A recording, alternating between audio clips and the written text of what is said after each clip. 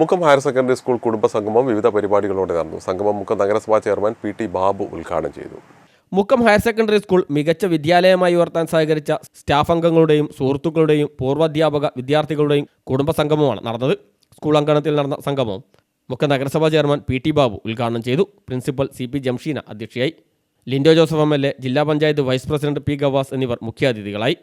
കൗൺസിലർമാരായ Venu Kalluruti, Prajitha Pradeep, Aswathi Sanuj, Joshila Santhosh, Anitha, Bindu, Mukkam SI Manoj Kumar, fire station officer Abdul Gafoor, Malabar education society treasurer Sreeja Madathil എന്നിവർ അതിഥികളായി.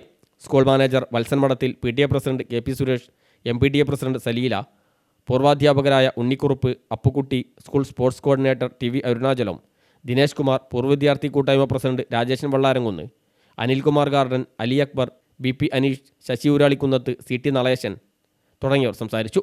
തുടർന്ന് സംഗീത വിരുന്നും സൗഹൃദ വിരുന്നും നടത്തി.